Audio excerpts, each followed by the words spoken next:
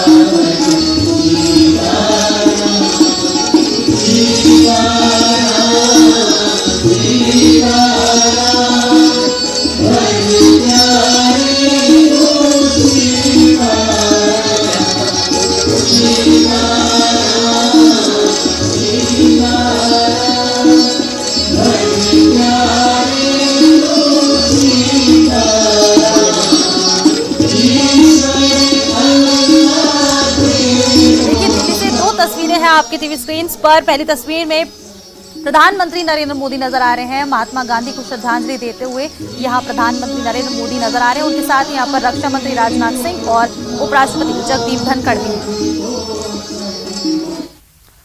और चलिए आगे बढ़ेंगे। दिल्ली से एक बड़ी खबर आपको बता दें, बजट से पहले केंद्र सरकार का मंथन शुरू हो चुका है। केंद्र सरकार ने एक सर्वदलीय बैठक बुलाई है। संसद भवन में दोपहर 12 बजे ये बैठक बुलाई गई है। प्रधानमंत्री नरेंद्र मोदी बजट 2023 से पहले इस पर चर्चा करने वाले हैं। और बता दें कि कल से संसद का बजट सत्र जो है वो शुरू होने जा रहा है। 1 फरवरी को संसद में पेश होगा बजट और उससे पहले ही केंद्र सरकार का मंथन जो है वो शुरू हो चुका है।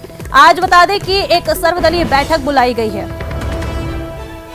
तो देखिए 1 फरवरी को संसद में पेश बजट होने वाला है और उसके पहले ही केंद्र सरकार का मंथन शुरू होगा।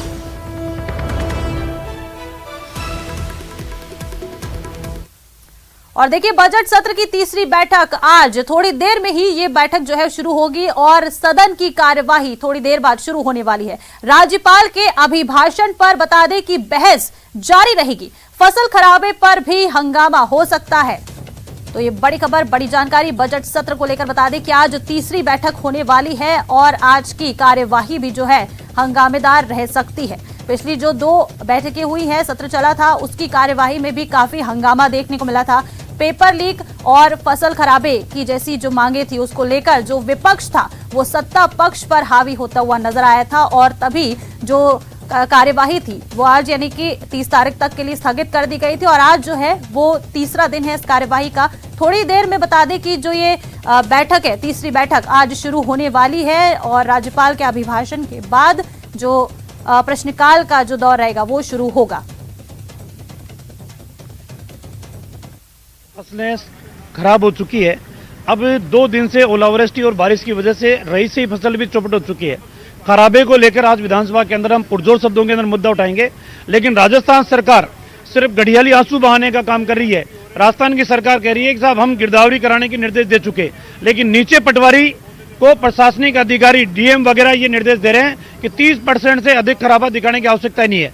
आप जानते हैं पूरे देश में पहली सरकार है राजस्थान की कांग्रेस सरकार जिसने किसानों के कर्जे माफ किए।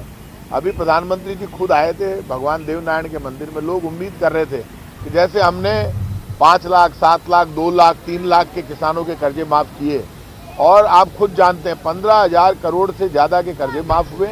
आप खुद इस बात को जानते हैं कि हमारी तरफ से खराबे की सारी तैयारी, सब जगह अधिकारी जा रहे हैं, देख रहे हैं। हमेशा हम किसान के साथ खड़े रहे। किसान को कोई भी नुकसान होगा तो राज्य सरकार किसान के साथ खड़ी है, कोई कमी नहीं आने देगी। केंद्र सरकार का जो बजट आने वाला है निश्चित रूप से गरीब कल्याण को समर्पित होगा।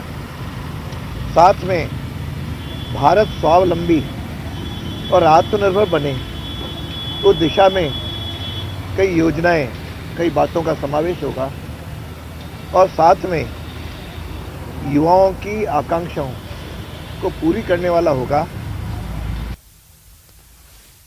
और देखिए, बजट सत्र की तीसरी बैठक आज थोड़ी ही देर में शुरू होने वाली है। सदन की कार्यवाही, जिसको लेकर तमाम अपडेट्स आप तक पहुंचाएंगे। राज्यपाल का अभिभाषण होगा और राज्यपाल के अभिभाषण पर बहस जारी रहेगी। फसल खराबे पर भी बता दें कि जोरदार हंगामा आज इस कार्यवाही में देखने को मिल सकता है। पेपर लीक, फसल खराबे और तमाम मुद्दों को लेकर जो विपक्ष है वो सत्ता पक्ष पर हावी होता हुआ नजर आएगा। थोड़ी देर में बता दें कि कार्यवाही जो है वो शुरू होने वाली है।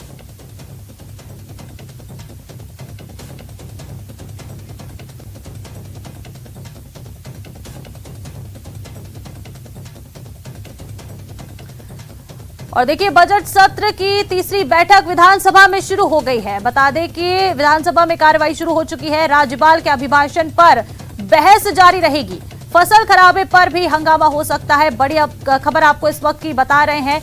बजट सत्र की तीसरी बैठक विधानसभा में जो कार्रवाई है वो शुरू होगी। राज्यपाल के अभिभाषण पर भी बहस जारी रहने वाली है। फसल खराबे पर हंगामा हो सकता है। बजट सत्र की आज तीसरी बैठक है विधानसभा में। बता दें कि जो कार्यवाही है वो शुरू हो गई है। राज्यपाल के अभिभाषण पर आज भी बहस जारी रहने वाली है। फसल खराबे और पेपर लीक जैसे मुद्दों पर विपक्ष लगातार सरकार पर हमला बोलता हुआ नजर आएगा। तो आज की कार्यवाही भी जो है काफी हंगामेदार रहने की आशंका जताई जा सकती है। और बता दें कि इसके साथ ही पहले की जो दो कार्यवाही हुई थी उनमें भी काफी हंगामा देखने को मिला था, जिसके बाद कुछ विधायकों को कार्यवाही से बता दें कि निलंबित भी कर दिया गया था। उन्हें बाहर का रास्ता दिखा दिया गया था और जो कार्यवाही थी वो 30 तारीख यानी कि आज तक के लिए स्थगित हो गई थी। और आज इस बजट सत्र की तीसरी बैठक जो है तो वो शुरू हो चुकी है। कार्यवाही बता दें कि विधानसभा में शुरू हो चुकी है। हंगामेदार ये बजट सत्र रहने वाला है क्योंकि चुनावी साल है। इसको देखते हुए ये जो पूरी कार्यवाही रहेगी, इसमें ही जो विपक्ष है वो सत्ता पक्ष पर लगातार हमला करते हुआ नजर आ सकता है। बता दें कि प्रदेश में जिस तरह से पेपर लीक के मामले सामने आए हैं और अब जिस तरह से प्रदेश में मौसम, और चलिए देखिए सत्र से पहले नेताओं ने क्या कुछ कहा है, आपको पहले वो सुना देते हैं। देखिए, शीतलहर की वजह से पहले ही फसलें खराब हो चुकी है। अब 2 दिन से ओलावृष्टि और बारिश की वजह से रई से ही फसल भी चौपट हो चुकी है। खराबे को लेकर आज विधानसभा के अंदर हम पुरजोर शब्दों के अंदर मुद्दा उठाएंगे। लेकिन राजस्थान सरकार सिर्फ घड़ियाली आंसू बहाने का काम कर रही है। राजस्थान की सरकार कह रही है कि साहब हम गिरदावरी कराने के निर्देश दे चुके, लेकिन नीचे पटवारी को प्रशासनिक अधिकारी डीएम वगैरह ये निर्देश दे रहे हैं कि 30% से अधिक खराबा दिखाने की आवश्यकता नहीं है। आप जानते हैं पूरे देश में पहली सरकार है राजस्थान की कांग्रेस सरकार जिसने किसानों के कर्जे माफ किए। अभी प्रधानमंत्री जी खुद आए थे भगवान देवनारायण के मंदिर में। लोग उम्मीद कर रहे थे कि जैसे हमने 5 लाख, 7 लाख, 2 लाख, 3 लाख के किसानों के कर्जे माफ किए और आप खुद जानते हैं 15,000 करोड़ से ज़्यादा के कर्जे माफ हुए। आप खुद इस बात को जानते हैं कि हमारी तरफ से खराबे की सारी तैयारी, सब जगह अधिकारी जा रहे हैं, देख रहे हैं। हमेशा हम किसान के साथ खड़े रहें। किसान को कोई भी नुकसान होगा तो राज्य सरकार किसान के साथ खड़ी है, कोई कमी नहीं आने देगी। केंद्र सरकार का जो बजट आने वाला है निश्चित रूप से गरीब कल्याण, उपरोक्तानुसार संभागीय आयुक्त जोधपुर की अध्यक्षता में दिनांक 10/10/2022 को आयोजित जवाई बांध जल आरक्षण समिति की बैठक में विभाग द्वारा जवाई पाइपलाइन योजना पर आश्रित शहर एवं ग्रामों के लिए 1 वर्ष अक्टूबर 2022 से अक्टूबर 2023 तक की अवधि के लिए 3,551 मिलियन घन फुट जल मांग आरक्षित करने के विरुद्ध कमेटी द्वारा 3,000 मिलियन घन फुट आरक्षित करने का निर्णय लिया गया। इस प्रकार जवाई बांध से वर्तमान में जुड़े कस्बों एवं ग्रामों की जल मांग अनुसार जल आरक्षण कम होने एवं अतिरिक्त जल की मात्रा उपलब्ध नहीं होने के कारण उक्त विधानसभा क्षेत्र के शेष ग्राम एवं ढाणियों को वर्तमान में लाभान्वित करना विचाराधीन नहीं है। बजट 2022-23 में पाली व सिरोही जिलों में पेयजल आपूर्ति सुनिश्चित किए जाने हेतु उदयपुर की कोटड़ा तहसील में सई नदी एवं साबरमती नदी पर जलाशयों का 1,800 करोड़ रुपए की लागत से निर्माण करवाने तथा इन बांधों में जवाई बांध तक पानी लाने हेतु 1200 करोड़ रुपए व्यय किए जाएंगे बाबत घोषणा की गई थी। इस घोषणा के अनुपालना में बांधों के निर्माण से संबंधित भाग प्रथम की परियोजना हेतु राशि रुपए 2554.23 करोड़ की प्रशासनिक एवं वित्तीय स्वीकृति दिनांक 13/12/2022 को जारी की जा चुकी है तथा इसका क्रियान्वयन प्रारंभ करने हेतु जल संसाधन विभाग द्वारा निविदा संबंधी कार्रवाई वर्तमान में प्रक्रियाधीन है। भाग प्रथम की उक्त परियोजना में सम्मिलित बांधों से जवाई बांध तक पानी लाने हेतु भाग द्वितीय की विस्तृत परियोजना रिपोर्ट अनुमानित राशि रुपए 1943.71 करोड़ जल संसाधन विभाग के स्तर पर तकनीकी परीक्षण में विचाराधीन है तथा परीक्षण में सही पाए जाने के उपरांत स्वीकृति हेतु सक्षम स्तर पर प्रस्तावित की जा सकेगी। उक्त वर्णित दोनों परियोजनाओं का क्रियान्वयन पूर्ण होने के उपरांत जवाई बांध में अतिरिक्त पानी उपलब्ध होने पर विधानसभा क्षेत्र जैतारण के उक्तानुसार शेष रहे ग्राम एवं ढाणियों को उक्त बांध से जोड़े जाने पर विचार किया जा सकेगा। माननीय मंत्री महोदय, मैं आपसे निवेदन करना चाहूंगा कि जैतारण विधानसभा क्षेत्र की उक्त महत्वपूर्ण जवाई जल परियोजना कब से स्वीकृत हुई, अभी तक इसमें कितना काम हो गया, कितनी राशि का था, कितनी राशि का भुगतान कर दिया, कितना शेष है। एक क्वेश्चन मेरा ये। और दूसरा, माननीय सभापति महोदय, अध्यक्ष महोदय, मैं ये कहूंगा कि जब परियोजना इतने लंबे समय से चली, इसका लंबित रहने का क्या कारण है? और जब हमारी सरकार के समय शुरू हुई थी, आज आपके 4 साल पूरे होने के बाद भी जैतारण के 216 राजस्व गांवों में से 125 को जोड़ा जाना था, उसमें से ही मात्र अभी आपके उत्तर में बता रहे हैं कि इसमें से मात्र 83 गांवों को जोड़ा गया है। बाकी वाले जो गांव वो कब तक जुड़ जाएंगे, ये मुझे बताइए कि इसकी योजना के बारे में डिटेल कब स्वीकृत हुई थी, इसकी मई जो आप बता रहे हैं। आपको भाषण देना है, प्रश्न पूछे ना। प्रश्न नहीं पूछ रहा हूं कि ये योजना कब शुरू हुई थी, इसके इतने लंबे समय तक लंबित रहने के क्या कारण है, आज दिन तक इसके गांवों को क्यों नहीं जोड़ा गया? माननीय अध्यक्ष महोदय, मैंने अपने जवाब में स्पष्ट किया है कि शेष रहे 42 ग्रामों में से 38 ग्रामों को उक्त परियोजना से माह मई 2023 तक स्वच्छ पेयजल आपूर्ति करना प्रस्तावित है। वन क्षेत्र में अवस्थित 4 ग्राम नॉन फिजिबल होने के कारण उन्हें इस परियोजना से जोड़ा जाना प्रस्तावित नहीं है। तो ऑलरेडी इसके अंदर है और मई 2023 तक इन 38 गांवों को जोड़ा जाना प्रस्तावित है। मेरा माननीय मंत्री महोदय, सवाल मेरा कारण डिले होने का कारण पूछ रहे हैं।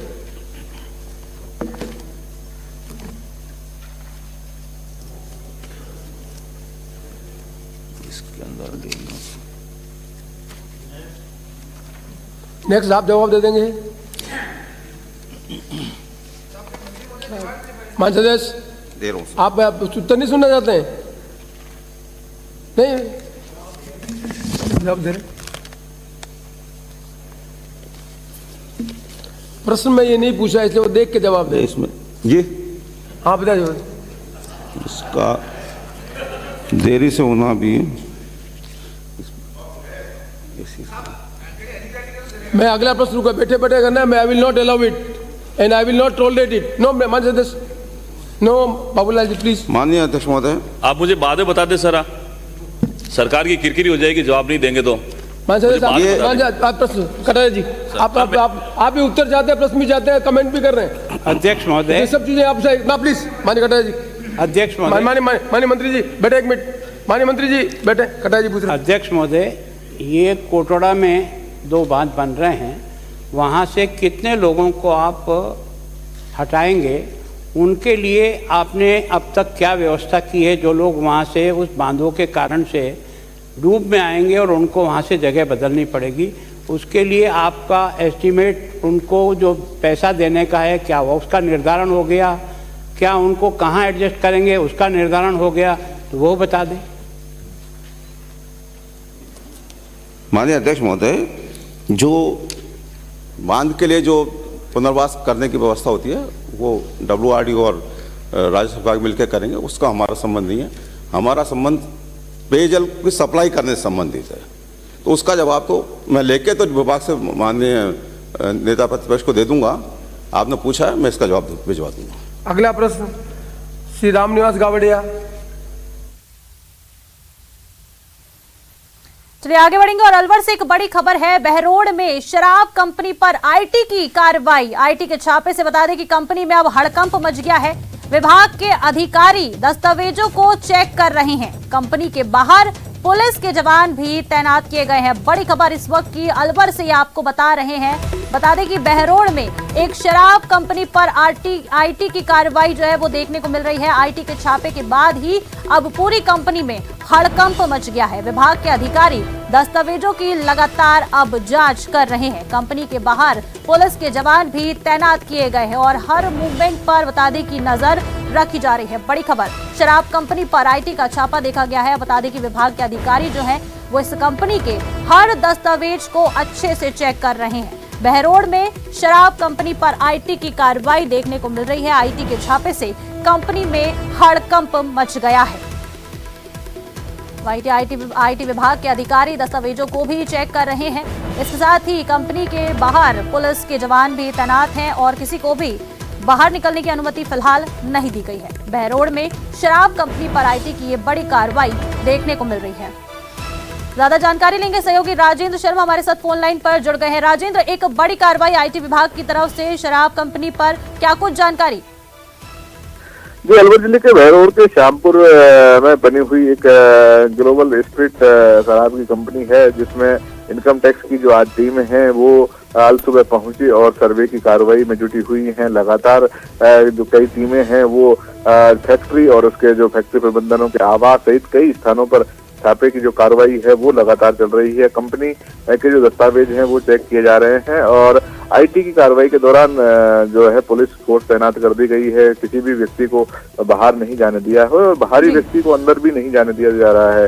तो इस पूरी कार्रवाई को आईटी विभाग के अधिकारी हैं, उनका कहना है कि जब तक सर्वे की कार्रवाई पूरी नहीं होगी तब तक इस बारे में बताना उचित नहीं है। तो अभी फिलहाल इनकम टैक्स के जो अधिकारी हैं वो इस बारे में कोई जानकारी देने से बच रहे हैं, लेकिन संभावना ये है कि देर रात तक ये कार्रवाई चलेगी और अगर सर्वे की कार्रवाई पूरी नहीं होती है तो ये कल सुबह तक भी जारी रह सकती है। जी राजेंद्र, बिल्कुल जैसा कि देखिए आईटी की यहाँ पर कार्रवाई देखने को मिल रही है और किन किन ठिकानों पर आईटी की टीम पहुंची हुई है? जी, कंपनी के जो यहाँ बहरोड में है, इसके अलावा जो प्रबंधन से जुड़े हुए लोग हैं उनके दिल्ली, गुड़गांव सहित अन्य जो ठिकाने हैं जहाँ उनके आवास और अन्य कंपनी के जो ब्रांचेस हैं वहां पर भी सर्वे की कार्रवाई है वो चल रही है। लेकिन टोटल कितनी जगह जो कार्रवाई है उस बारे में अभी अधिकारियों का राजेंद्र, आप पूरे मामले पर नजर बनाए रखिएगा। अपडेट्स लगातार आपसे लेते रहेंगे। फिलहाल शुक्रिया आपका।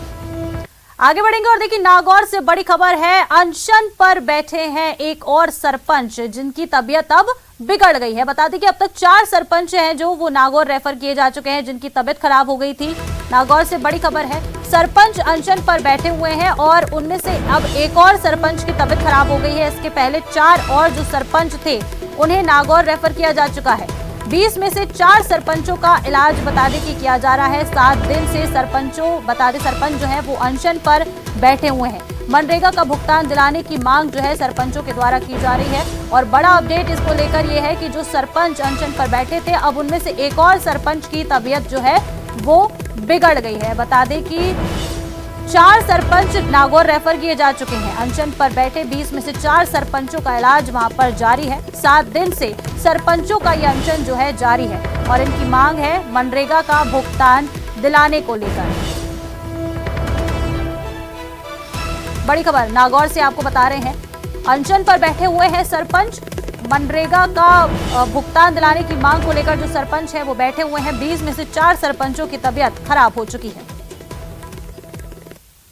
और इस बीच भरतपुर से भी एक बड़ी खबर है। एक युवक ने जहरीला पदार्थ खाकर आत्महत्या कर ली है। सुसाइड नोट में उसने 2 लोगों पर सीधा सीधा आरोप भी लगाया है। कांस्टेबल सहित एक युवक पर उकसाने के आरोप लगाए गए हैं। पैसे मांगने पर बता दें कि युवक को धमकी दी गई थी। परेशान होकर इस युवक ने आत्महत्या कर ली है। वहीं पुलिस ने मामला दर्ज कर अब पूरे मामले की जांच शुरू कर दी है। बड़ी खबर भरतपुर से ये आपको बता रहे हैं, एक युवक ने जहरीला पदार्थ खाकर अपनी जान दे दी है और उसने बकायदा एक सुसाइड नोट भी छोड़ा है सुसाइड करते वक्त। और इस सुसाइड नोट में 2 लोगों के ऊपर सीधे सीधे आरोप लगाए गए हैं। बता दें कि एक कांस्टेबल पर आरोप लगाए हैं और इसके साथ ही एक युवक पर भी आत्महत्या करने के लिए उकसाने के आरोप इस युवक ने लगाए हैं। बताया जा रहा है कि पैसे मांगने पर युवक को धमकी दी गई थी। ज्यादा जानकारी के साथ सहयोगी दीपक पुरी हमारे साथ फोन लाइन पर जुड़ गए हैं। दीपक, क्या कुछ जानकारी है? एक युवक ने सुसाइड कर लिया है और 2 लोगों पर सीधे सीधे आरोप लगाए हैं। देखिए, इसका ये जो युवक है जिसने जहरीला पदार्थ खा करके जो है आत्महत्या की है और इसने सुसाइड नोट है वो लिखा है और उसमें एक पुलिसकर्मी का नाम है और एक अन्य दूसरे युवक का नाम है। उसने कहा है कि जो पुलिसकर्मी है शाहिद नाम का, जो जरेरा थाने पर तैनात है, लाड़म का गांव का रहने वाला है, उसके घर पर इसने काम किया था और 60,000 रुपए उस काम के हुए थे। उसमें से 40,000 रुपए उसने दिए, लेकिन जब इसने बाकी के 20,000 रुपए मांगे तो उसने जो है इसको जान से मारने की धमकी दी और इसने जो है फिर मानसिक रूप से परेशान होकर जहरीला पदार्थ खाकर आत्महत्या कर ली और सुसाइड नोट छोड़ा है। पुलिस का कहना है कि पूरे मामले में अब जो है जांच की जा रही है। मृतक युवक का पोस्टमार्टम करा, तब जो है वो परिजनों को सुपुर्द कर दिया है और सुसाइड नोट के आधार पर पुलिस जो है हर एक पहलू से जांच कर रही है। कैतवाड़ा थाना अधिकारी रामनरेश मीणा, उनका कहना है कि जो आरोपी पुलिसकर्मी है, साथ ही उसके साथ जो दूसरा युवक है उसकी तलाश की जा रही है और पूरे मामले को लेकर के जल्द जो है पूरे मामले में कार्रवाई की जाएगी। जी बिल्कुल दीपक, जैसे कि देखिए 2 लोगों पर सीधे सीधे आरोप लगाए हैं, सुसाइड नोट भी लिखा है, तो अब इनको पकड़ने में देर किस बात की? देखिए, पुलिस का कहना है कि कल ये सुसाइड नोट पुलिस को मिला था, उसके बाद जो मृतक युवक था उसका पोस्टमार्टम करा करके सब जो है वो परिजनों को सुपुर्द किया गया और अब जो है पूरे मामले की जांच में पुलिस जुट गई है। खुद जो थाना अधिकारी है वो जो है इस पूरे सुसाइड नोट के आधार पर पूरे मामले की जांच कर रहे हैं। उनका कहना है कि जल्द ही आरोपियों को जो है गिरफ्तार कर लिया जाएगा। जी ठीक है दीपक, शुक्रिया आपका तमाम जानकारी के लिए। चलिए आगे बढ़ेंगे और उदयपुर से एक बड़ी खबर है। सवीना थाना पुलिस की बड़ी कार्रवाई देखने को मिली है। जुआ खेलते हुए 6 आरोपियों को गिरफ्तार किया गया है। बता दें कि इन आरोपियों के पास से 1,26,000 का कैश भी बरामद हुआ है। विशेष अभियान के तहत डीएसटी टीम ने ये कार्रवाई की है। बड़ी खबर इस वक्त की, ये आपको बता रहे हैं, सटोरियों पर बड़ी कार्रवाई की गई है। पुलिस ने जुआ खेलते हुए 6 लोगों को गिरफ्तार किया है और इन आरोपियों के पास से 1,26,000 का कैश भी पुलिस ने यहां पर बरामद किया है। बता दें कि विशेष अभियान के तहत डीएसटी टीम ने इस पूरी बड़ी कार्रवाई को अंजाम दिया। जुआ खेलते हुए बता दें कि आरोपियों को पकड़ा है और उनसे जुए की जो राशि है वो भी बरामद की है। कुछ 1,25,000 की जो ये पूरी रकम है वो पुलिस ने इन जुआरियों के पास से बरामद की। उदयपुर से इस वक्त की बड़ी खबर, सवीना थाना पुलिस की बड़ी कार्रवाई देखने को मिली है। जुआ खेलते हुए 6 लोगों को गिरफ्तार किया गया। ज्यादा जानकारी के साथ सहयोगी कमलेश हमारे साथ फोन लाइन पर जुड़ गए हैं। कमलेश, एक बड़ी कार्रवाई डीएसटी की टीम की तरफ से की गई, 1,26,000 की जुआ राशि बरामद की गई है, ज्यादा जानकारी दीजिए। जी देखिए, बिल्कुल ये सवीना थाना इलाके का मामला है पूरा, जहाँ देर रात पुलिस से बड़ी कार्रवाई करते हुए पुलिस की स्पेशल टीम ने कार्रवाई करते हुए सटेरों को गिरफ्तार किया है और जिनके कब्जे से करीब 1,26,000 से ऊपर की राशि भी जब्त की। बताया जा रहा है कि ये जो इनका डीएसटी की जो टीम है अनिल पुनिया, उनको सूचना मिली थी कि यहाँ पर क्षेत्र में कुछ लोग जो है कि ताश के पत्तों से जुआ खेल रहे थे और ऐसे में पुलिस की स्पेशल टीम ने दबिश दी और मौके से 6 लोगों को गिरफ्तार किया। साथ ही मौके से जो है कि 1,26,000 रुपए की बड़ी राशि भी जब्त की है। जी बिल्कुल कमलेश, एक बड़ी राशि जब्त की गई है और एक बड़ी कार्रवाई भी की गई है। बहुत शुक्रिया आपका तमाम जानकारी के लिए। और देखिए, कोटा के गुमानपुरा में एक दुकान में भीषण आग लग गई और देखते ही देखते आग ने विकराल रूप धारण कर लिया, जिससे आग ने पूरी दुकान को अपनी चपेट में ले लिया। बता दें कि इस आग के कारण दुकान में रखा लाखों का सामान जैसे कि एल्यूमिनियम और मशीनें आग की भेंट चढ़ गई। इसके बाद लोगों ने दमकल विभाग को इस बारे में सूचना दी। मौके पर दमकल की 6 टीमें पहुंची और बता दें कि 6 गाड़ियों ने कड़ी मशक्कत के बाद आग पर काबू पा लिया है। बता दें कि दुकान में फैब्रिकेशन वर्क होता था। फिलहाल आग किस वजह से लगी उसकी जानकारी सामने नहीं आई है, लेकिन तस्वीरों में आप देख सकते हैं कि फैब्रिकेशन की दुकान में किस तरह से जो है भीषण आग लग गई है। देखते ही देखते छोटी सी आग लगी थी, लेकिन देखते ही देखते इस आग ने विकराल रूप धारण कर लिया और इस आग के कारण जो दुकान में लाखों का सामान रखा था वो भी जलकर राख हो गया।